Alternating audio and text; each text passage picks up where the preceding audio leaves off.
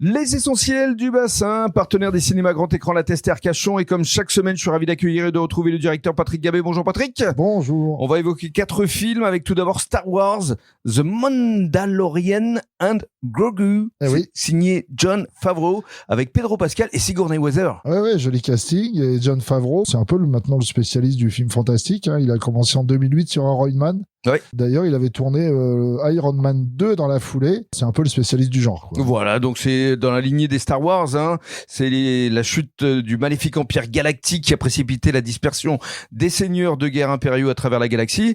Et la jeune Nouvelle République décide de faire appel aux légendaires chasseurs de primes, Mandaloriens, forcément, d'où le titre du film The Mandalorian and Grogu. Donc lui, il s'appelle Din Djarin et son jeune apprenti s'appelle forcément Grogu.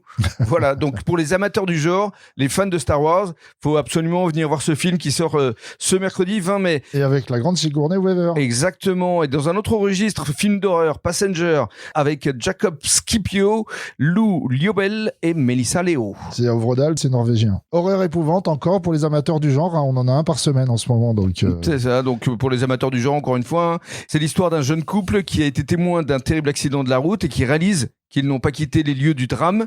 Une présence démoniaque, le Passenger, qui se joint à leur voyage en van et il va transformer leur voyage en véritable cauchemar. Donc c'est vraiment, encore une fois, pour ceux qui ont les tripes bien en place. Bien accroché, c'est ça.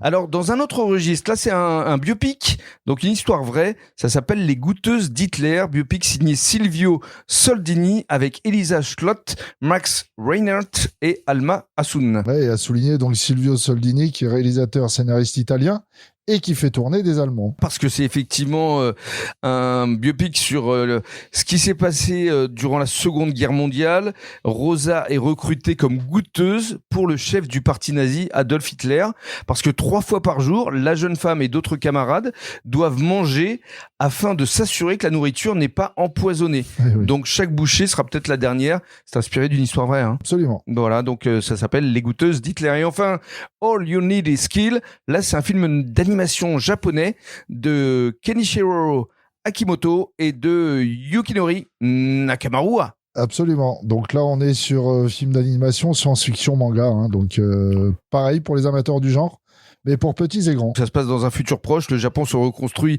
après l'invasion d'une fleur extraterrestre. Et quand elle entre en éruption, elle libère des créatures dévastatrices. Et Rita meurt dans le chaos, sauf qu'elle réalise qu'elle est prisonnière d'une boucle temporelle. Et elle revit sans cesse la même bataille jusqu'à sa rencontre avec Kaiji. Et lui aussi, il est piégé dans ce cycle. Et ensemble, ils vont tenter de briser la boucle ou mourir pour toujours. Voilà, c'est vraiment pour les amateurs de manga.